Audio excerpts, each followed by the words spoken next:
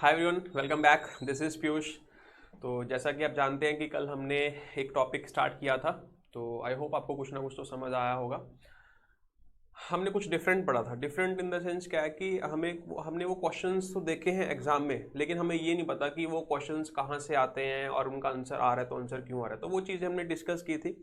तो जो कल हमने पढ़ा था तो उसको फिर से एक बार रिवाइज करेंगे, एक क्विक रिवीजन करेंगे। उसके बाद आगे उसी पे बेस्ड जो नए लेवल के क्वेश्चंस हैं, अच्छे क्वेश्चंस हैं, उनको डिस्कस करेंगे कि कैसे कैसे उन क्वेश्चंस को अटेम्प्ट करना है। उससे पहले हम कंसेप्ट को थोड़ा सा और डेप्थ में पढ़ेंगे, ठीक है। तो चलिए शुरू करते हैं। सबसे पहले एक क्विक रिवीजन। तो कल हमने क्या पढ़ा था? टेंस। और हमने जो मेन टॉपिक पढ़ा था वो क्या था? हमारा मूड। हमने ये देखा था कि कोई भी एक वर्ब की फॉर्म अगर किसी फैक्ट को एक्सप्रेस करती है तो उसी वर्ब की फॉर्म को हम क्या कह देंगे? टेंस। ठीक है, बहुत अच्छे से ये बात आपको मैंने समझाई थी। जैसे फॉर एग्जांपल हमने ये लिखा था, मोहन गोज टू स्कूल। अब एक बात समझिए, जब मैं कह रहा हूँ मोहन गोज टू स्कूल, तो हमें भी ये पता है कि ये जो वर्ब की फॉर्म है यहाँ पे ये किसको इंडिकेट कर रही है? यहाँ पे टेंस को इंडिकेट कर रही है। क्यों इंडिकेट कर रही है? क्योंकि यहाँ पे जो ये लिखा हुआ है ना, एक्चुअल में फैक्ट है। ये कोई इंटेंशन नहीं है ना, ये क्या है कि जस्ट एक फैक्ट है। तो जो मैं यहाँ पे जो मैंने स्टेट किया हुआ है ये एक फैक्ट है, इसी वजह से हम इसको क्या बोलेंगे? टेंस। फिर हम ये देखेंगे कौन सा टेंस है, फिर वो वर्ब के अकॉर्डिंग देखेंगे। ये वाली जो वर्ब की फॉर्म है फर्स्ट फॉर्म है, ये किसको इंडिकेट करती है? इंडेफिनिट टेंस को। अच्छा, कौन सा इंडेफिनिट है? वो प्रेजेंट इंडेफिनिट। तो इसी वजह से हम इसको कौन सा टेंस कह देंगे? Present indefinite. इतनी बात तो सबको क्लियर होगी। फिर सेकंड थिंग हमने क्या पढ़ी थी? अगर कोई वर्ब की फॉर्म फैक्ट को ना रिप्रेजेंट करके बल्कि किसको रिप्रेजेंट कर दे? किसको रिप्रेजेंट कर दे? किसको? इंटेंशन को। तो उसी वर्ब की फॉर्म को फिर हम टेंस नहीं बल्कि क्या बोलेंगे? मूड। तो ये बात तो मुझे लगता है कि कल आपको बहुत अच्छे से क्लियर हो गई होगी। तो अब एक चीज समझना, उसकी एग्जांपल भी देखते हैं। जैसे हमने कल जो एग्जांपल की थी उसी को लेके चलते हैं, फिर वापस आएंगे इस पे। जैसे हमने यहाँ पे लिखा था आई हैव मनी, तो यहाँ पे जो ये लिखा हुआ है आप ये बताइए कि ये इंटेंशन है, फैक्ट है? तो ऐसा तो कोई भी वर्ड नहीं लिखा हुआ जो ये एक्सप्रेस कर रहा हो जो कि ये इंटेंशन है, ऐसा तो कुछ भी नहीं लिखा हुआ। तो हमें यही मानना पड़ेगा कि जो लिखा हुआ वो फैक्ट है, वो सच है। तो अगर ये फैक्ट है तो इसका मतलब ये जो वर्ब की फॉर्म है इसको हम टेंस बोलेंगे, मूड नहीं बोलेंगे। अच्छा, कौन सा टेंस है? ये प्रेजेंट इंडेफिनिट टेंस। इतनी बात तो सबको क्लियर है। हाँ, आई होप आपको ये बात क्लियर होगी कि यहाँ पे जो ये हैव लिखा हुआ है ये हेल्पिंग वर्ब नहीं बल्कि मेन वर्ब है। अगर इस सेंटेंस को मैं ऐसे लिखूं,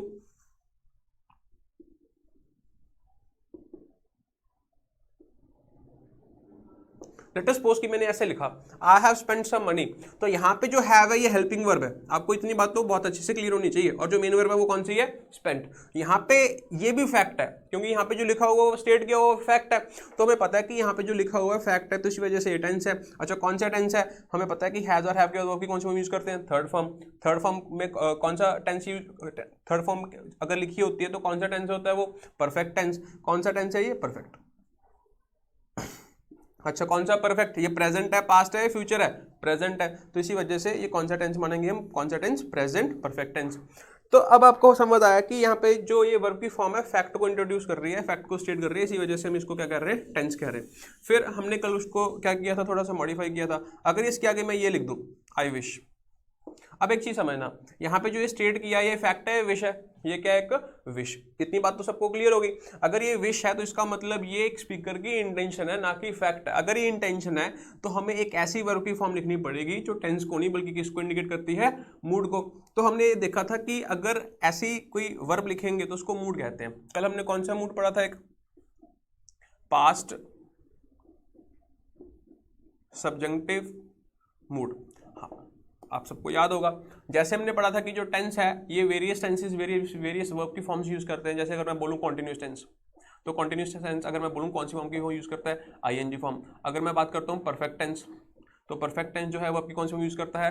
थर्ड फॉर्म यूज करता है। वैसे ही हमने कल क्या पढ़ा था कि जो पास्ट सब्जेक्टिव मूड होता है ये वर्ब की कौन सी फॉर्म को यूज करता है? सेकंड फॉर्म को। अच्छा, ये पास्ट जो सब्जेक्टिव मूड होता है, जैसे अगर मैं बात करूं कॉन्टिन्यूस टेंस, कॉन्टिन्यूस टेंस हम कब यूज करते हैं? कॉन्टिन्यूस टेंस का यूज क्या है? ये तब यूज होता है जब एक्शन कॉन्टिन्यूटी में होता है। इतनी बात तो सबको क्लियर हो गई, ठीक है। जैसे हमने बोला वी आर स्टडिंग ग्रामर या वी आर स्टडिंग इंग्लिश, तो इसका मतलब क्या कि जो प्रोसेस है वो अभी भी ऑनगोइंग है, ठीक है।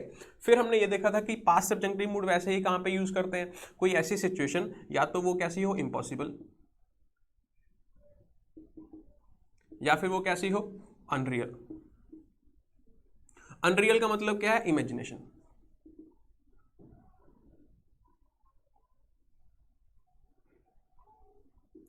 ठीक है, अगर कोई सिचुएशन आपको लगता है इम्पॉसिबल है या अनरियल है तो वहां पे हम टेंस नहीं मूड यूज करेंगे। कौन सा स्पेसिफिक मूड, कौन सा स्पेसिफिकली देखा हमने मूड, पास्ट से सब्जेक्टिव मूड, तो वो वर्ब की कौन सी फॉर्म यूज करता है, सेकंड फॉर्म। तो यहाँ पे फर्स्ट फॉर्म लिखी हुई है तो इसको हम सेकंड फॉर्म लिखेंगे।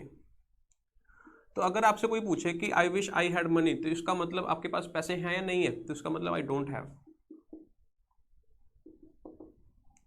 तो यहां तक हमने कल डिस्कस किया था, आपको इतनी बातें तो क्लियर होनी चाहिए कि हमने यहाँ पे हैड क्यों यूज किया। अगर आपसे कोई पूछेगा कि यहाँ पे अगर लिखा हुआ है आई हैड मनी, तो यहाँ पे वर्ब की कौन सी फॉर्म है, सेकंड फॉर्म। अगर मैं पूछूं कि इसका टेंस कौन सा है, तो वो क्वेश्चन गलत होगा। क्यों, क्योंकि हमें पता है कि यहाँ पे कोई टेंस नहीं है। अगर कोई आपको ये बात कह रहा है कि ये पास्ट इंडेफिनिट टेंस है, तो खुद सोच के देखना, अगर आपने पास्ट इंडेफिनिट टेंस मान लिया तो इसका मतलब ये हो जाएगा मेरे पास पास्ट में पैसे थे, लेकिन इस सेंटेंस का मीनिंग ये नहीं है। आप फिर से समझ लीजिए, इस सेंटेंस का मीनिंग क्या है कि मेरे पास पैसे नहीं है, ये प्रेजेंट की अनरियलिटी है। इतनी बात क्लियर हो गई, ठीक। अब आगे चलते हैं। कल हमने एक क्वेश्चन किया था, उसी से कंटिन्यू करेंगे। जैसे सपोज पहले अभी जो क्वेश्चन किया था वही लिखते हैं। जैसे हमने लिखा था Mohan goes to school on time, तो इसका मतलब क्या है, मोहन जो स्कूल टाइम पे जाता है स्कूल, ठीक है। ऑन टाइम का मतलब क्या, एग्जैक्ट टाइम। अब अगर सपोज इसके आगे भी मैं ये लिख दूं आई विश, तो अब ये फैक्ट है या इंटेंशन है, अब ये भी इंटेंशन बन गई। अगर ये इंटेंशन है तो हमें ये देखना है कि ये विश है, विश का मतलब ये क्या है, तो अनरियल कह सकते हो या इमेजिनरी है। अब खुद सोच के देखिए, अगर कोई इंसान कह रहा है I wish Mohan goes to school on time, तो इसका मतलब अब वो स्कूल टाइम पे जाता है या नहीं जाता, ऑब्वियसली नहीं जाता, तभी तो उस चीज को लेके विश कर रहे हैं। अगर वो जा रहा होता तो मैं क्यों विश करता। इतनी बात समझ आ गई। तो हमें पता है कि यहाँ पे हम टेंस नहीं, अब यहाँ पे क्या यूज होगा, मूड। कौन सा मूड यूज करेंगे, पास्ट सब्जेक्टिव मूड। और ये वर्ब की कौन सी फॉर्म यूज करेगा, सेकंड फॉर्म। गोस की सेकंड फॉर्म कौन सी होगी यहाँ पे, वेंट। इतनी बात समझ आ गई, ठीक। आगे चलते हैं, एक क्वेश्चन और करते हैं।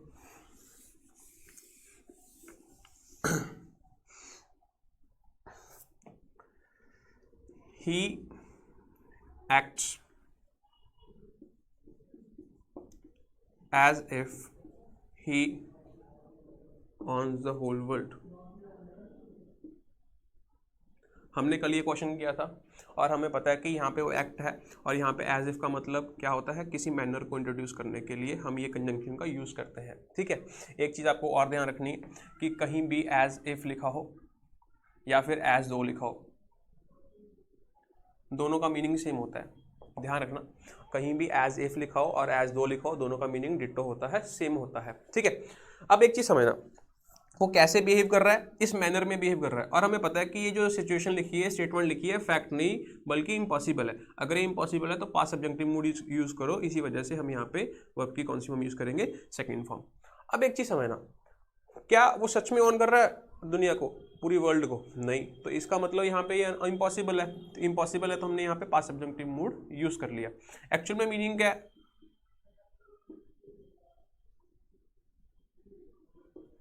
क्या मीनिंग है, बट ही डजंट। एक सेंटेंस में और लिखता हूं,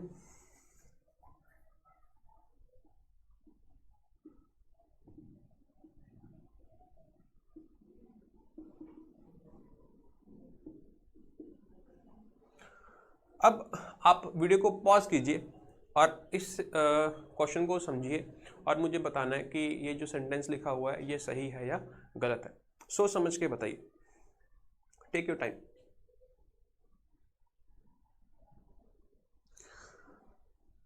चलो सेंटेंस में आप, आई होप आपने कुछ ना कुछ तो ट्राई किया होगा। तो पढ़िए सेंटेंस को, क्या लिखा हुआ है, he acts as if he owns an iPhone XS, ठीक है। अब एक चीज समझना, बुक्स में क्या दिया होता है जनरली, ठीक है, क्या दिया होता है कि जब भी एज इफ या एज दो लिखा होगा तो इसके बाद जो भी क्लॉजेस लिखी होती हैं, स्टेटमेंट्स लिखी होती हैं, उनमें हमेशा वर्ब की कौन सी फॉर्म यूज करनी है, सेकंड फॉर्म यूज करनी है। किसी को नहीं पता कि ऐसा क्यों हो रहा है, बस हमने याद कर लिया और हमने क्या किया, ये क्वेश्चन आया तो हमने यहाँ पे भी ऑन कर दिया, ये क्वेश्चन आया तो हमने यहाँ पे भी क्या कर दिया, ऑन कर दिया। अब एक चीज समझना जो बहुत इंपॉर्टेंट है वो क्या है, हमने यहाँ पे ऑन इस वजह से करा क्योंकि ये जो सिचुएशन लिखी हुई है या तो ये कैसी होनी चाहिए, इम्पॉसिबल, या फिर ये कैसी होनी चाहिए, अनरियल। अब एक चीज़ समझना, इम्पॉसिबल है या अनरियल है, हमें पता है कि ये इम्पॉसिबल है। अगर ये सिचुएशन इम्पॉसिबल है तो यहाँ पे हमने यहाँ पे क्या यूज़ कर लिया, सेकंड फॉर्म यूज़ कर ली, पास्ट सब्जेक्टिव मूड यूज़ कर लिया। अब सपोज करो कि हमने ये लिखा हुआ ही ऑन्स एन आईफोन एक्सेस। अब कोई इंसान जो है पूरी दुनिया का मालिक नहीं हो सकता, लेकिन किसी इंसान के पास आईफोन तो हो सकता है। इतनी बात तो समझ आ रही। इसका मतलब ये जो सिचुएशन लिखी हुई है ये इम्पॉसिबल तो नहीं है, बिकॉज ये सिचुएशन जो है ये पॉसिबल है। तो इसका मतलब इम्पॉसिबल वाले पे तो आप गलत कर दो, इम्पॉसिबल तो नहीं है। फिर हमने ये देखना है कि ये अनरियल है या नहीं है। अब एक चीज़ समझना, हमने लिखा हुआ ही ऑन्स एन आईफोन एक्सेस। अब मेरे को एक बात बताओ, यहाँ पे जो पर्सन यूज़ किया हुआ है, कौन सा पर्सन यूज़ किया हुआ है, थर्ड पर्सन यूज़ किया हुआ है। अब आप दावे के साथ ये बात कैसे कह सकते हो कि ये जो लिखा हुआ है ये झूठ है, क्या पता उसके पास सच में हो, क्या पता ना हो। हम ये बात भी तो कह सकते हैं भाई, अगर यहाँ पे हमने कह दिया कि वो ऐसे एक्ट कर रहा है कि जैसे कि उसके पास आईफोन है, क्या पता सच में हो, तो क्या आप इस बात को नकार नहीं सकते कि उसके पास फ़ोन नहीं है, तो यहाँ पे जो लिखा हुआ है ये झूठ ही है। तो हमें एक बात समझनी है कि यहाँ पे जो ये लिखा हुआ है ये सच हो भी सकता है, नहीं भी हो सकता। मतलब क्या है, आप ये नहीं कह सकते ये जो लिखा हुआ है अनरियल है, इसी वजह से तो इसको आप ये नहीं कह सकते। क्या आप यहाँ पे ये कह सकते हैं ही डजंट? एक बात सोच के बताना, पहले सेंटेंस में आप ये बात दावे से कह सकते हैं बट ही डजंट, क्या सेकंड सेंटेंस में ये बात दावे से कह सकते हैं? नहीं कह सकते। तो इसका मतलब इसको अनरियल भी नहीं मान सकते। अगर इसको अनरियल भी नहीं मान सकते, इम्पॉसिबल भी नहीं मान सकते, तो इसका मतलब यहाँ पे इसको क्या नहीं मान सकते, मूड भी नहीं मान सकते। अगर इसको मूड नहीं मानोगे तो इसको यहाँ पे क्या मानना पड़ेगा, टेंस। और यहाँ पे ही के साथ हमने क्या लिखा हुआ है, ऑन, प्रेजेंट के कंटेक्स्ट में, क्योंकि प्रेजेंट में बात हो रही है, इसी वजह से ये सेंटेंस बिल्कुल सही है, इसमें कोई एरर नहीं है। तो आपको एक बात समझनी है, हम मूड तब भी यूज करेंगे अगर हमें पता चल जाए वो सिचुएशन क्या है, अनरियल है, या फिर हमें ये पता हो कि वो सिचुएशन कैसी है, इम्पॉसिबल है। इसके अलावा हम यहाँ पे पास्ट सब्जेक्टिव मूड का यूज नहीं कर सकते। अब एक चीज और समझना, जैसे हमने ये लिख लिया ही ऑन्स एन आईफोन, इसका मतलब ये नहीं है, तो इसका मतलब क्या है, ही मे ऑन,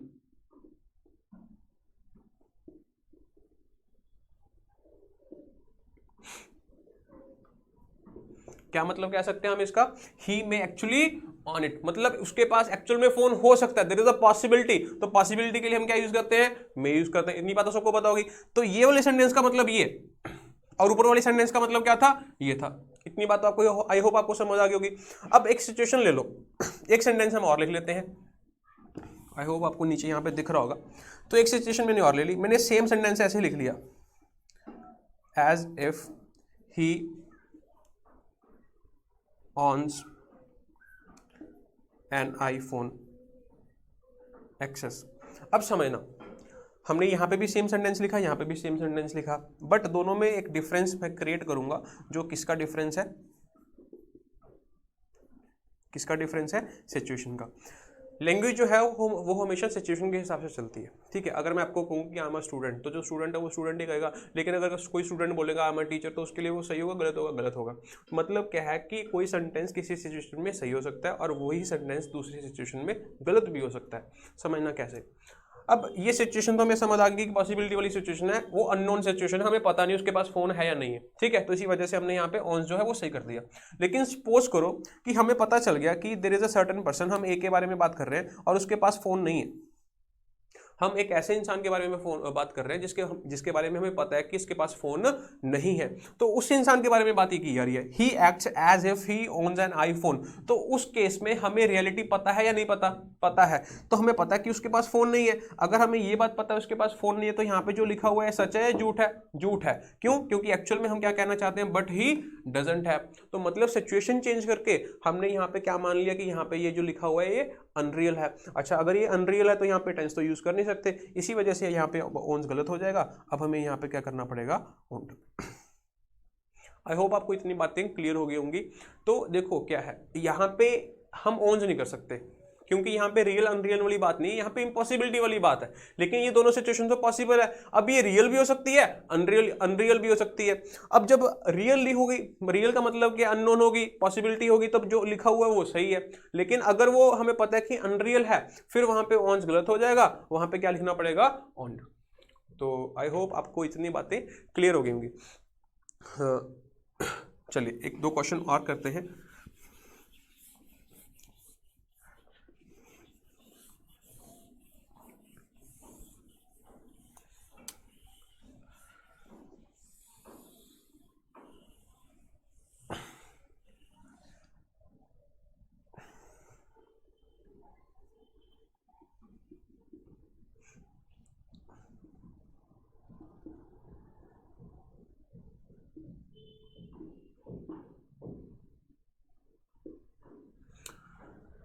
एक्चुअली सीजीएल में क्वेश्चन आया हुआ है, ठीक है।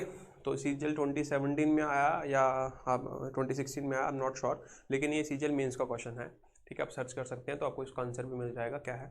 तो ये क्वेश्चन आया एग्जाम में, ठीक है। तो मैंने बताया एज दो का मतलब एज इफ होता है, और एज इफ एज दो किसको इंट्रोड्यूस करते हैं, मैनर को इंट्रोड्यूस करते हैं, ठीक है। तो ये सेंटेंस लिखा हुआ है, शी एक्ट्स एज दो शी इज वेरी। अब वेरी एक एडजेक्टिव है जिसका मतलब होता है वेरी टायर्ड, ठीक है। आपको देखना है कि ये जो सेंटेंस लिखा हुआ है ये सही है या गलत है। अब ऑप्शंस में ऐसे सपोज कर लो, ऐसे ऑप्शंस दिए हैं, जैसे आपको एक ये दिया है, ये दिया है, एक ये दिया है, और डी में आपको क्या दिया कि नो एरर है, ठीक है। तो आपने चूज करना है। अब आप एक बात समझिए, जैसे कि मैंने आपको बताया कि हमारी आदत क्या होती है, ग्रामर को कैसे सीखते हैं, कैसे इम्प्रेसिव करते हैं। हमने बुक में पढ़ा एज इफ और एज दो के बाद हमेशा आपकी कौन सी फॉर्म आएगी, सेकंड फॉर्म आएगी। हमने देखा कि यहाँ पे तो एज दो है, यहाँ पे तो फर्स्ट फॉर्म लिखी हुई है, तो बच्चे ने सी टिक कर दिया। मोस्ट स्टूडेंट्स ने 99% स्टूडेंट्स ने क्या टिक किया, सी टिक किया। क्यों? क्योंकि उनको क्या लगा कि यहाँ पे इसकी जगह पे क्या आना चाहिए, वर आना चाहिए। अब अगर आपको मेरे पहले वाले कंसेप्ट समझ आए तो आप समझ पाओगे कि यहाँ पे जो इज लिखा हुआ है वो सही है या गलत है। चलिए डिस्कस करते हैं। अब एक चीज समझना, वीरी का मतलब हमने क्या बोला, टायर्ड। मैं यहाँ पे लिख लेता हूँ आपके कन्वीनियंस के लिए, आपको ज़्यादा समझ आएगा। तो एक चीज समझना, वो कैसे एक्ट कर रही है, कैसे एक्ट कर रही है, जैसे कि वो थकी हुई हो। अब ये इम्पॉसिबिलिटी वाली सिचुएशन तो नहीं है, क्योंकि कोई इंसान थक सकता है ना एक्चुअल में, इसका मतलब दिस इज पॉसिबल। अब हमने ये देखना है कि ये रियल है या अनरियल है। अब एक बात बताओ, क्या आप इस पे कमेंट कर सकते हो, क्या आप सर्टन हो इस चीज को लेके कि वो सच में थकी हुई नहीं है? मतलब आप इसको अनरियल नहीं ना मान सकते। अगर आप इसको अनरियल नहीं मान सकते तो इसका मतलब आप यहाँ पे क्या नहीं यूज कर सकते, पास्ट सब्जेक्टिव मूड। अगर पास्ट सब्जेक्टिव मूड यूज नहीं कर रहे तो इसका मतलब यहाँ पे जो लिखा हुआ वो क्या है, सही। तो इस क्वेश्चन का जो सही आंसर था वो क्या था, नो एरर। लेकिन मोस्ट स्टूडेंट्स ने इसका आंसर क्या टिक किया, सी। तो आपको इसी चीज से बचना है। तो अब मैं आपको जो बताना चाहता हूं वो ये बताना चाहता हूं कि जो सबसे इंपॉर्टेंट है वो ये है कि आप किसी रूल को याद मत कीजिए, उस कंसेप्ट को समझिए। उस चीज़ को लेके जब आप डेप्थ में समझ जाते हो चीज़ों को, तो आपकी जो लैंग्वेज है अपने आप बेहतर हो जाएगी। अब अगर सपोज करो, लेट अस सपोज कि हमने यहाँ पे इसको काट के ऐसे लिख दिया, शी एक्ट्स एज दो she were very. Let us suppose कि हमने ये लिख दिया। अब आपको बहुत क्यूरियोसिटी होगी, सर इसका आंसर बताइए कि ये लिखा हुआ है, फिर तो ये गलत हो गया, क्योंकि आपने बताया कि जो इज है वो सही है, फिर तो इसका मतलब यही हुआ। आप एक चीज समझिए, अगर मैंने यहाँ पे वर लिखा हुआ है तो इसका मतलब वो एक्चुअल में थकी हुई होगी या नहीं होगी, नहीं। तो इसका मतलब यहाँ पे जो लिखा हुआ है वो सच नहीं है। तो ये क्या एक्सप्लेन करता है, ये क्या बता रहा है, बट शी इज नॉट। तो ये बात कह रहा है। तो मैं ये कहना चाहता हूं कि दोनों सेंटेंसेस ही सही हैं, लेकिन दोनों के मीनिंग जो है वो डिफरेंट है। आपको समझ आ रही है इतनी बात? दोनों के मीनिंग डिफरेंट है। क्या डिफरेंस है? यहां पे वो एक्चुअल में थकी हुई नहीं है, यहां पे हमें कमेंट नहीं कर सकते, क्या पता वो सच में हो। तो पॉसिबिलिटी वाला केस है, तो हम ये कह सकते हैं शी मे बी टायर्ड। बात समझ आ गई आपको? तो दोनों सेंटेंस सही हैं। तो आप याद मत कर रहे ना कि एज दो और एज इफ के बाद वर्ब की सेकंड फॉर्म आएगी, ऐसा कुछ नहीं है। अगर आप ऐसा याद कर रहे हो तो आप अपना टाइम वेस्ट कर रहे हो, क्योंकि एग्जाम में वो चीज काम नहीं आने वाली, ठीक है। अब एक क्वेश्चन और देखते हैं जो एग्जाम में आया है। चलो समझना,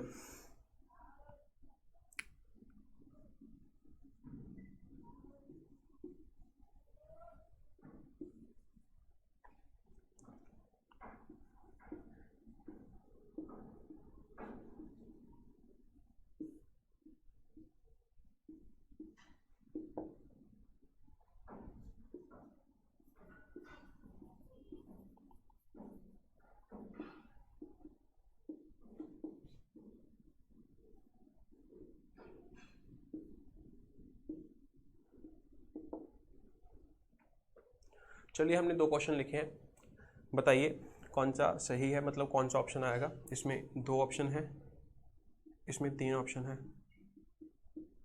ऑप्शन एक भी हो सकता है, दो भी हो सकते हैं, मतलब एक भी सही हो सकता है, दो भी सही हो सकते हैं, और तीनों भी सही हो सकते हैं, ठीक है। टेक योर टाइम, आप आंसर करने की कोशिश कीजिए।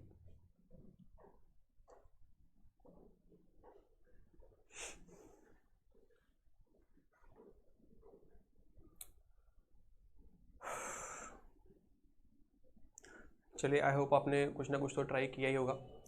समझिए, वो इंसान कैसे एक्ट कर रहा है कि जैसे कि क्या हो एक डॉक्टर। क्या ये इम्पॉसिबल है? नहीं, इम्पॉसिबल तो नहीं है। मतलब ये रियल भी हो सकता है, अनरियल भी हो सकता है। अच्छा, अगर एक ऐसा केस है जिसमें अननोन है चीज़ें, तो उसमें हम क्या यूज़ कर लेंगे? इज।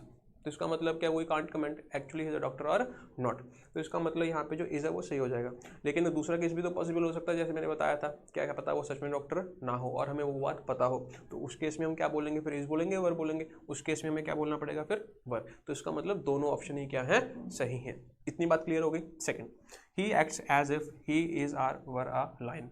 अब एक बात बताओ कि जो ही है वो डॉक्टर तो हो सकता है, लेकिन अगर मैं बोलूं ही लायन, क्या कोई इंसान लायन हो सकता है? नहीं हो सकता। इतनी बात तो समझ आ रही।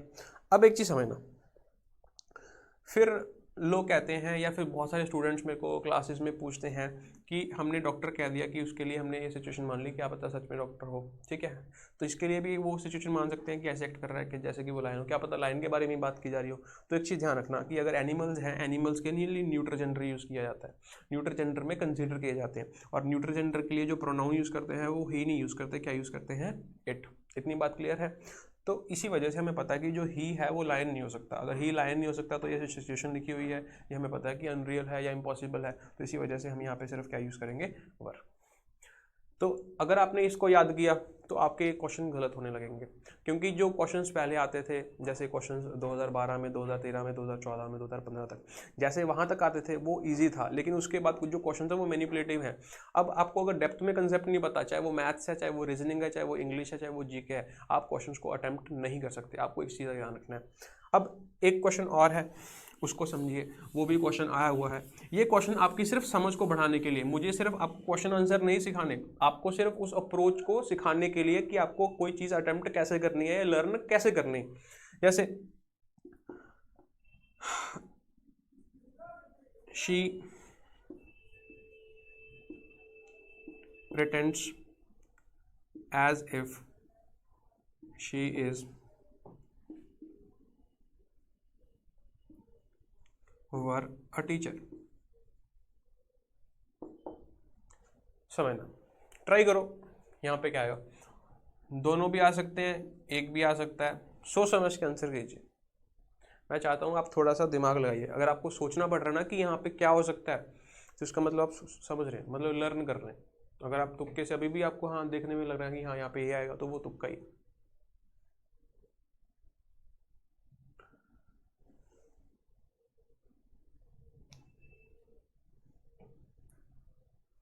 चलिए, आई होप आपने कुछ ना कुछ तो सोचा होगा। ठीक, तो एक बात समझ लीजिए कि यहाँ पे जो इज़ है वो गलत है और जो वर है ये हमारा क्या है? सही है। अब ऐसा क्यों? यहाँ पे भी तो इज़ होना चाहिए था। क्यों? क्योंकि जो टीचर है तो पॉसिबिलिटी है। अगर ये पॉसिबिलिटी है फिर तो यहाँ पे इज़ भी सही है, वर भी सही है। वर कैसे सही होगा? हम इसको अनरियल मान लेंगे। अब एक चीज़ समझना आप, पहले सेंटेंस में हमने जो वर्ब यूज़ की थी, क्या वर्ब यूज़ कर रहे थे हम यहाँ पे? एक्ट। एक्ट का मतलब क्या है? कैसे परफॉर्म करना, ठीक है। जैसे हम कहते हैं he has done a well act on the stage, ठीक है। तो इसका मतलब क्या है कि यहाँ पे एक्ट का मतलब क्या है कि किसी तरीके से बिहेव करना। और जिस तरीके से बिहेव कर रहे हो वो बिहेव सच भी हो सकता है, वो चीज़ सच भी हो सकती है, मतलब सच भी हो सकती है, और वो चीज़ झूठ भी हो सकती है। तो लेकिन हमने यहाँ पे जो वर्ब यूज़ किया वो क्या यूज़ किया है? प्रिटेंड्स। अब एक्ट में और प्रिटेंड में क्या फ़र्क है? किस चीज़ को लेके एक्ट करोगे, क्या वो सच में भी हो सकता है और वो झूठ भी हो सकता है। लेकिन जिस चीज़ को लेके प्रिटेंड करोगे वो सच होगा या झूठ होगा? वो हमेशा झूठ ही होगा। तो इसका मतलब यहाँ पे जो लिखा हुआ है ये सच नहीं है बल्कि ये झूठ ही है। अगर ये झूठ है तो इसका मतलब ये अनरियल हो गया। अगर ये अनरियल हो गया तो इसका मतलब यहाँ पे हमें टेंस नहीं, यहाँ पे मूड यूज़ करना है। कौन सा? Past subjective mood. इसी वजह से हमने यहाँ पे किसका यूज़ कर लिया? वर्ब का। तो इसीलिए वोकैबुलरी का मतलब क्या होता है कि आपको उसका कंटेक्स्ट समझ आना चाहिए। हिंदी जानने से कुछ नहीं होगा। अगर आपको वोकैबुलरी का कंटेक्स्ट का ज्ञान नहीं है तो आप क्लोज टेस्ट नहीं कर सकते। आप समझ रहे? अब ये चीज भी तो क्लोज टेस्ट में आ सकती है, फ्रेज रिप्लेसमेंट में भी आ सकती है, कैसे भी आ सकती है। तो वोकैबुलरी जानने का मतलब क्या है कि आपको उसका कंटेक्स्ट बताना चाहिए। प्रिटेंड्स का मतलब क्या है? To fake something. Fake something का मतलब, फेक का मतलब भी क्या होता है? जो चीज अनरियल है। तो इसी वजह से हम यहां पे मूड यूज करेंगे ना कि टेंस। नेक्स्ट क्वेश्चन देखते हैं।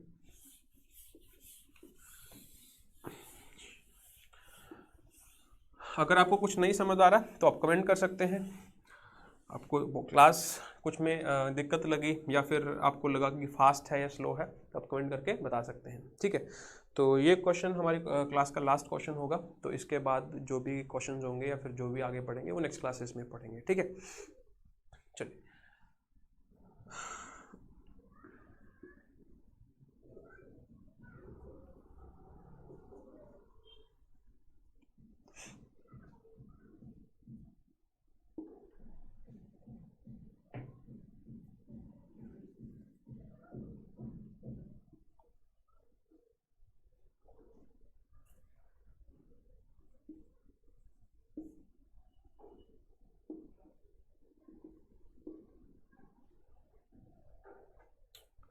चलिए देखिए क्या है, टेक योर टाइम।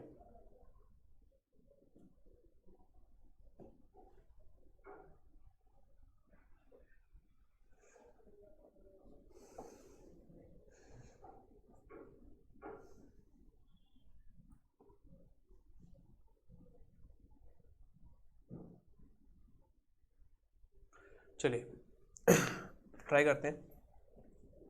स्कॉल्ड का मतलब क्या होता है आप सबको पता होगा, डांटना, ठीक है, डांट लगाना।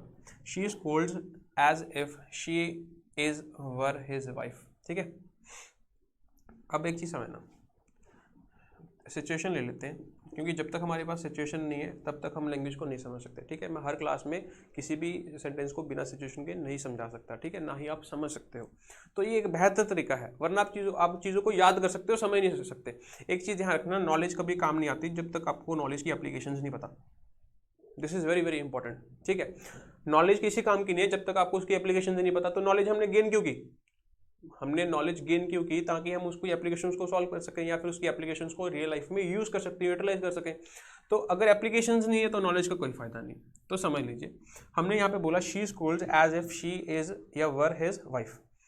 ये ए है, ये बी है, ठीक है। हमने कह दिया कि ये शी है और हमने कह दिया कि ये ही, ठीक है। और ये मैं यहाँ पे सी हूँ, मैं आपसे बात कर रहा हूँ, ये आप डी, ठीक है। तो शी ही को ऐसे स्कोल्ड कर रही है जैसे कि उसकी वाइफ हो। अब सपोज करो कि हमें नहीं पता कि इन दोनों का रिलेशन क्या है। आप एक बिल्डिंग में रहते हो और सामने वाले फ्लोर में नए लोग आए हैं, फैमिली आई है, कोई भी आया है, उसमें आपने नोटिस किया कि एक पर्सन है शी, एक पर्सन है ही। तो जो शी है वो ही को स्कोल्ड कर रही है, लेकिन क्या आपको उनका रिलेशन पता है? नहीं पता। जब तक आपको उनका रिलेशन नहीं पता तो आप डिसाइड नहीं कर सकते कि उसकी वाइफ है या नहीं है। तो इसका मतलब उसकी वाइफ हो भी सकती है और नहीं भी हो सकती। तो सिचुएशन अननोन है। अगर अननोन सिचुएशन है तो जो लिखा हुआ है वो क्या हो जाएगा? सही। तो हमारा जो इज है वो सही हो जाएगा। इसका मतलब क्या है कि she may be is wife. इतनी बात क्लियर है? ठीक। सिचुएशन चेंज होगी। क्या चेंज हुआ?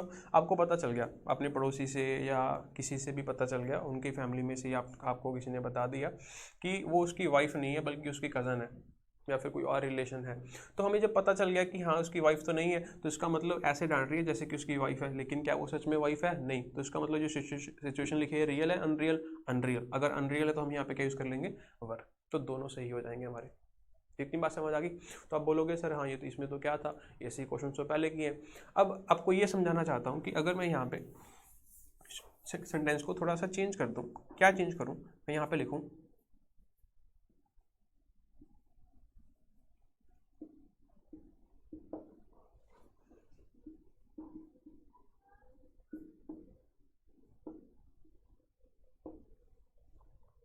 हमने छोटा सा चेंज किया। क्या चेंज किया समझना।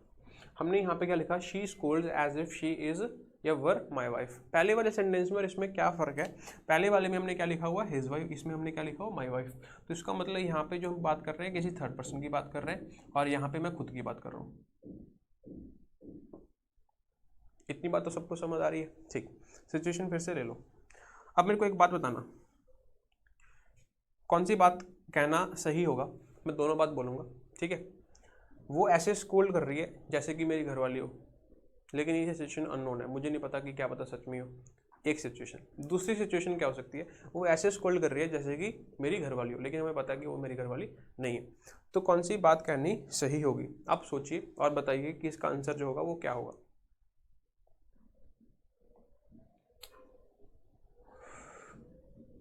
चलिए आई होप आपने कुछ ना कुछ तो सोचा होगा। अब एक चीज़ समझना, आप किसी थर्ड पर्सन को लेके तो कह सकते हो भाई ये शी है, ये ही है। अब इनके बारे में तो कह सकते हो कि क्या पता ये इसकी घरवाली हो, क्या पता हो, क्या पता ना हो, मुझे नहीं पता, मैं कमेंट नहीं कर सकता। मतलब ये सिचुएशन तो पॉसिबल है, लेकिन क्या ये खुद के लिए कह सकते हो शी और मी ये मुझे ऐसे ही ट्रीट कर रही है जैसे मेरी घरवाली हो, क्या पता सच में हो, क्या पता ना हो? क्या ये बात कह सकते हो? भाई अपनी वाली का तो पता होगा ना।